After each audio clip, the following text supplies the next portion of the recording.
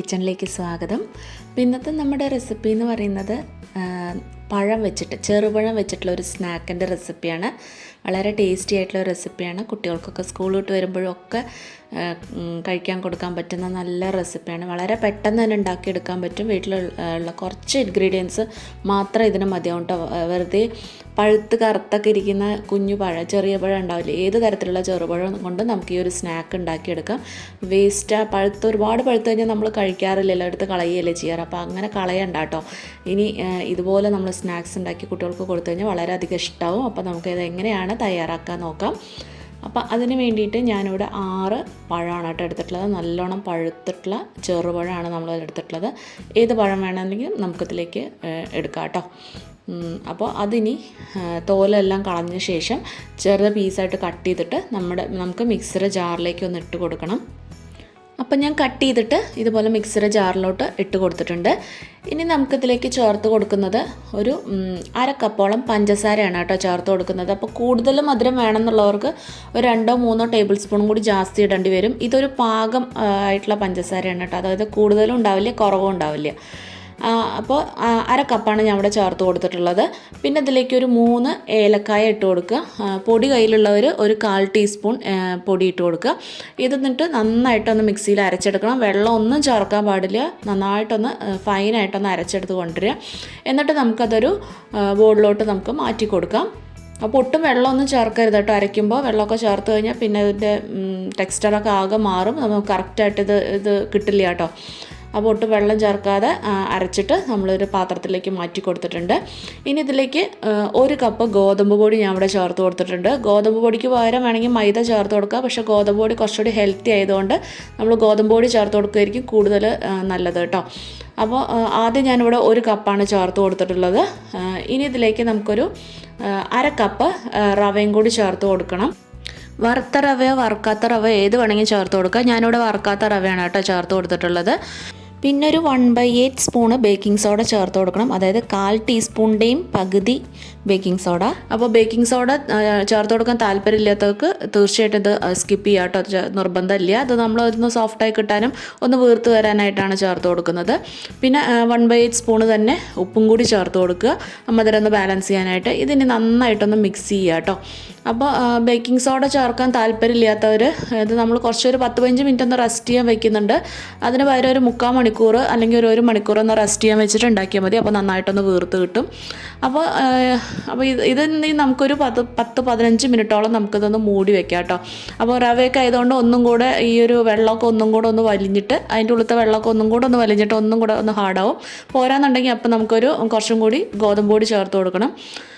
അപ്പോൾ ഞാനൊരു 15 മിനിറ്റോളമാണ് ഇവിടെ റെസ്റ്റ് ചെയ്യാനായിട്ട് മാറ്റി വെച്ചിട്ടുള്ളത്. ഒരു 15 മിനിറ്റിന് ശേഷം ഞാനിത് തുറന്ന് നോക്കിയിട്ട് വെള്ളത്തിൻ്റെ കൺസിസ്റ്റൻസിയൊക്കെ ഒന്ന് നോക്കി. അപ്പോൾ എനിക്കൊരു കുറച്ച് ലൂസായിട്ടാണ് തോന്നിയത്. അപ്പോൾ ഇത്രയും ലൂസിൻ്റെ ആവശ്യമില്ല. അപ്പോൾ ഞാൻ ഇതിലേക്ക് ഒരു 1/4 കപ്പും കൂടി ഗോതമ്പ് പൊടി ചേർത്തിട്ട് ഒന്നും കൂടി ഒന്ന് കുഴച്ച് കൊടുത്തിട്ടുണ്ടായിരുന്നു. അപ്പോൾ ആ ഗോതമ്പ് പൊടി ഇടുന്ന ഭാഗം ഒന്ന് മിസ്സായി പോയതാണ് കേട്ടോ. അതൊക്കെ പ്ലേ ആയിട്ടുണ്ടായിരുന്നില്ല. അപ്പോൾ ഒരു 1/4 കപ്പ് മാത്രമാണ് കേട്ടോ ഞാൻ ചേർത്ത് കൊടുത്തിട്ടുള്ളത്. അപ്പോൾ ഈ ഒരു കൺസിസ്റ്റൻസിയിൽ, ഈ ഒരു പാകത്തിലാണ് നമ്മുടെ മാവ് വേണ്ടത്. ഒരുപാട് ടൈറ്റും ആവരുത്, ഒരുപാട് ലൂസും ആവരുത്. അപ്പോൾ ഈ ഒരു പാകത്തിനാണ് കേട്ടോ വേണ്ടത്. അപ്പോൾ നമ്മൾ എടുക്കുന്ന പഴത്തിൻ്റെയൊക്കെ വലുപ്പത്തിനനുസരിച്ച് പൊടിയുടെ അളവിന് വ്യത്യാസം വരും. അപ്പോൾ നിങ്ങൾക്ക് ഈ ഒരു പാകം ആവുന്ന വരെ നോക്കിയിട്ട് എത്രയാണോ ഗോതമ്പ് പൊടി വേണ്ടത് വെച്ചാൽ അതിനനുസരിച്ച് ചേർത്ത് കൊടുക്കുക. അപ്പോൾ എനിക്ക് വേണ്ടി വന്നത് 1/4 കപ്പ്, 250 ml കപ്പിൽ 1/4 കപ്പാണ് കേട്ടോ വേണ്ടി വന്നിട്ടുള്ളത്. അപ്പോൾ ഇനി നമുക്ക് ഒരു ചട്ടിയിൽ എണ്ണ ചൂടാക്കാൻ വെച്ചിട്ടുണ്ട്. ഞാനിവിടെ വെളിച്ചെണ്ണയാണ് എടുത്തിട്ടുള്ളത്. എണ്ണ ചൂടാക്കാൻ വെച്ചിട്ട് നമുക്കിതുപോലെ ഒരു സ്പൂണിൽ ഇതുപോലെ ഇങ്ങനെ കോരി ഇങ്ങനെ ഇട്ട് കൊടുക്കുക. അല്ലെന്നുണ്ടെങ്കിൽ നമുക്ക് കൈ വെച്ചിട്ട് തന്നെ ചെയ്ത് കൊടുക്കുക. കൈ വെച്ചിട്ടാകുമ്പോൾ ഒന്നും കൂടെ ഒന്ന് ഷേപ്പിൽ കിട്ടും. കൈ ഒന്ന് വെള്ളത്തിലൊന്ന് നനച്ചിട്ട് കുറേ ശതമാനം ഇങ്ങനെ ഓരോ ബോൾസ് ആക്കിയിട്ട് നമ്മൾ ഇങ്ങനെ ഇട്ട് കൊടുത്താൽ മതി. പെട്ടെന്ന് തന്നെ നമുക്ക് ഇതാണ് കേട്ടോ കുറച്ചും കൂടി കൂടുതൽ എളുപ്പമുള്ളത്. അപ്പോൾ ഇതുപോലെ ഇങ്ങനെ നുള്ളി ഇങ്ങനെ ഇട്ട് കൊടുക്കുക. അപ്പോൾ ഫ്ലെയിം ഒരു മീഡിയം ടു ലോയിൽ വെക്കാൻ പാടുള്ളൂ കേട്ടോ. എപ്പോഴും മീഡിയത്തിൽ വെച്ചിട്ട് നമുക്ക് കരിയുന്നുണ്ട് തോന്നുകയാണെന്നുണ്ടെങ്കിൽ പെട്ടെന്ന് തന്നെ ലോ ഫ്ലെയിമിലേക്ക് അങ്ങനെ ആക്കി കൊടുക്കണം. കാരണം പെട്ടെന്ന് തന്നെ ഇതിന് കളറ് ചേഞ്ച് ആകും. കാരണം പഞ്ചസാരയൊക്കെ ഇട്ടതുകൊണ്ട് തന്നെ പെട്ടെന്ന് തന്നെ കളറൊക്കെ ചേഞ്ച് ആയി തുടങ്ങും. ഉള്ളിൽ കറക്റ്റ് വേവും ഇല്ല കേട്ടോ. ഒരുപാട് ഹൈ ഫ്ലെയിമിൽ വെച്ചാൽ ഉള്ളിൽ കറക്റ്റ് വെന്ത് കിട്ടില്ല. അപ്പോൾ മീഡിയം ലോയും ഇങ്ങനെ മാറി മാറി വെച്ച് കൊടുക്കുക. പിന്നെ നമ്മളിതിൽ റവയൊക്കെ ചേർത്തത് കൊണ്ട് തന്നെ ഇത് എണ്ണയൊന്നും അങ്ങനെ കുടിക്കില്ല കേട്ടോ. എണ്ണയൊന്നും അധികം കുടിക്കാത്തൊരു പലഹാരമാണ്.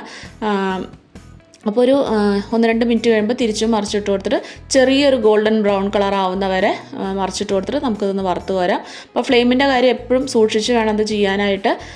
നമ്മൾ അടുത്ത് തന്നെ ഉണ്ടാവണം. അങ്ങോട്ടും ഇങ്ങോട്ടും മാറിക്കഴിഞ്ഞത് പെട്ടെന്ന് തന്നെ കരിഞ്ഞു പോകും കേട്ടോ. അപ്പോൾ ആദ്യത്തെ സെറ്റ് ഇവിടെ ഞാൻ വറുത്ത് കോരിയിട്ടുണ്ട് കേട്ടോ.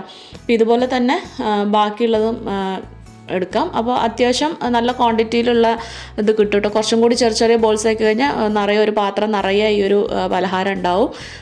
അപ്പോൾ അതൊക്കെ നമ്മുടെ ഇഷ്ടത്തിനനുസരിച്ച് എങ്ങനെയാണ് വേണ്ടത് ചെയ്യാം കേട്ടോ. അപ്പോൾ വീട്ടിലുള്ള കുറച്ച് ഇൻഗ്രീഡിയൻസ് കൊണ്ട് തന്നെ വളരെ പെട്ടെന്ന് തന്നെ ഉണ്ടാക്കിയെടുക്കാൻ പറ്റുന്ന നല്ലൊരു 4 മണി പലഹാരമാണ് കേട്ടോ. തീർച്ചയായിട്ടും എല്ലാവർക്കും ഇഷ്ടപ്പെടുന്ന, കുട്ടികൾക്കും മുതിർന്നവർക്കും ഒക്കെ ഇഷ്ടപ്പെടുന്ന ഒരു പലഹാരമാണ് കേട്ടോ. പിന്നെ എന്നിട്ട് ബാക്കിയുള്ളതും കൂടി നമുക്ക് ഇതേപോലെ വറുത്തെടുക്കാം. ഇപ്പോൾ കണ്ടോ, നമ്മൾ എല്ലാ സെറ്റും വറുത്ത് കഴിഞ്ഞു. എണ്ണയൊന്നും അധികം കുടിച്ചിട്ടില്ല, എണ്ണയൊക്കെ അത്രയും ബാക്കിയുണ്ട്. അപ്പോൾ തീർച്ചയായിട്ടും എല്ലാവരും ഒന്ന് ഉണ്ടാക്കി കൊടുക്കണം. ഉള്ളിലൊക്കെ നല്ല സോഫ്റ്റായിട്ടുള്ള, പുറമേ നല്ല ക്രിസ്പി ആയിട്ടുള്ള നല്ലൊരു 4 മണി പലഹാരമാണ്. തീർച്ചയായിട്ടും എല്ലാവരും ഒന്ന് ഉണ്ടാക്കി നോക്കണം. പിന്നെ അത് നല്ല ചൂടോട് കഴിക്കുമ്പോൾ നല്ല ടേസ്റ്റാണ് കേട്ടോ. നമ്മൾ ആറിയിട്ട് കഴിക്കുന്നതിനെക്കാട്ടിലും നല്ല ചൂടായിട്ട് കഴിക്കുമ്പോൾ നല്ല പുറത്തൊക്കെ നല്ലൊരു ക്രിസ്പി ആയിട്ടുണ്ടാവും, അകത്ത് നല്ല സോഫ്റ്റ് ആയിട്ടുണ്ടാവും. നല്ല ടേസ്റ്റാണ് കേട്ടോ കഴിക്കാനായിട്ട്. തീർച്ചയായിട്ടും എല്ലാവർക്കും ഇഷ്ടപ്പെടും. അപ്പോൾ ഉണ്ടാക്കി നോക്കിയിട്ട് നിങ്ങളുടെ ഫീഡ്ബാക്കൊക്കെ ഒന്ന് പറയണം. ഇഷ്ടപ്പെടുകയാണെന്നുണ്ടെങ്കിൽ മറ്റുള്ളവർക്കൊക്കെ ആയിട്ടൊന്ന് ഷെയർ ചെയ്ത് കൊടുക്കാനും ചാനലൊന്ന് സബ്സ്ക്രൈബ് ചെയ്ത് സപ്പോർട്ട് ചെയ്യാനും മറക്കരുത്. അപ്പോൾ വീണ്ടും നല്ല നല്ല റെസിപ്പീസായിട്ട് നമുക്ക് വീണ്ടും കാണാം. Take care, by.